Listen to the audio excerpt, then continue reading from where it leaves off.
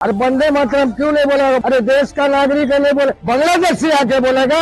वंदे मातरम के 150 साल पूरे होने पर पूरे देश में एक नई बहस शुरू हो चुकी है। कांग्रेस ने वंदे मातरम पर समझौता कर लिया, वंदे मातरम के टुकड़े कर दिए। हम आज यहाँ ये बहस क्यों कर रहे हैं कि बंगाल का चुनाव आ रहा है, हमारे प्रधानमंत्री अपनी भूमिका निभाना चाहते हैं।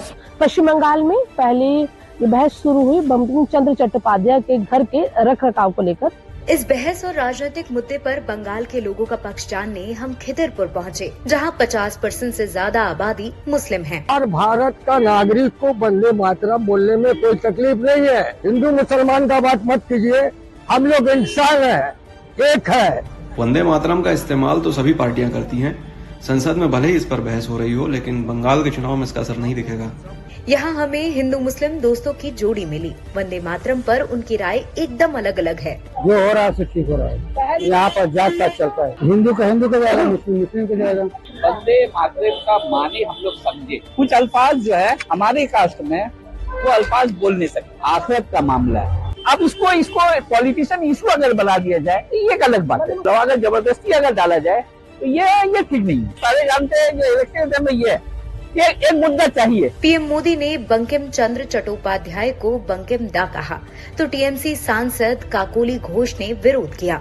वंदे मातरम में किसी तरह की राजनीति ढूंढने की कहीं कोई जगह नहीं बनती। तो यदि भाजपा इस मुद्दे को यहाँ भुना पाती है तो उन्हें व्यक्तिगत रूप से फायदा मिलने वाला है।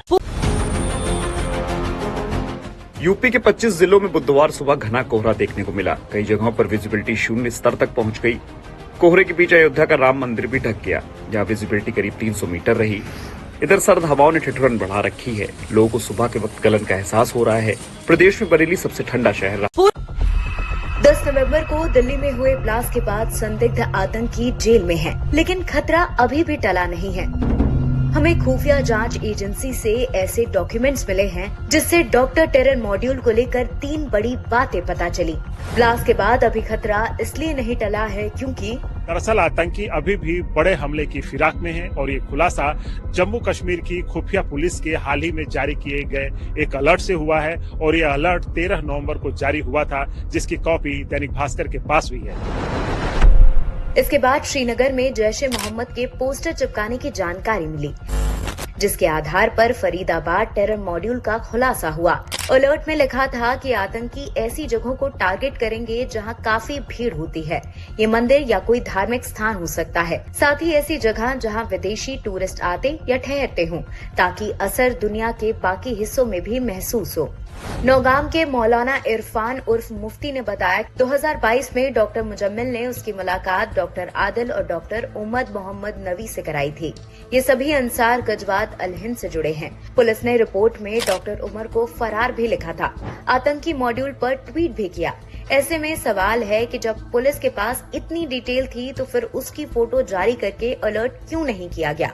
हमने संदिग्ध आतंकी मुजम्मिल और इरफान के बयानों की पड़ताल की। आतंकी डॉक्टर मुजम्मिल ने पुलिस को दिए बयान में साफ कहा है कि वो अल-फलाह यूनिवर्सिटी।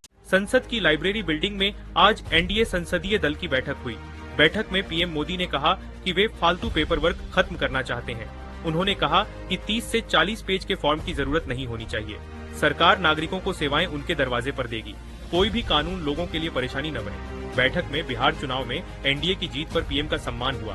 उन्होंने कहा कि नीतीश कुमार इस जीत के शिल्पकार हैं। इस बैठक में राजनाथ सिंह, जेपी पहाड़ी राज्यों में बर्फबारी के बीच मैदानी इलाकों में सर्दी बढ़ गई है। मध्य प्रदेश में अगले 2 दिन शीतलहर का अलर्ट जारी किया गया है। एक दिन पहले शहडोल के कल्याणपुर में तापमान 4.7 डिग्री दर्ज हुआ। इंदौर समेत 25 शहरों में पारा 10 डिग्री से नीचे रहा। राजस्थान में भी कड़ाके की सर्दी पड़ रही है और यहाँ 10 दिसंबर तक कोल्ड वेव का असर रहेगा।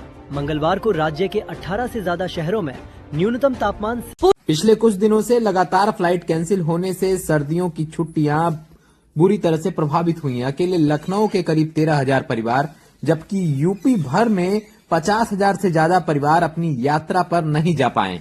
इनमें ज्यादातर कनेक्टिंग फ्लाइट वाले टिकट थे, जिनमें दिल्ली, मुंबई और चेन्नई से विदेश यात्रा जाने की तैयारी थी, लेकिन लखनऊ से ही उड़ान रुक जाने के कारण आगे की सारी बुकिंग बेकार हो गई।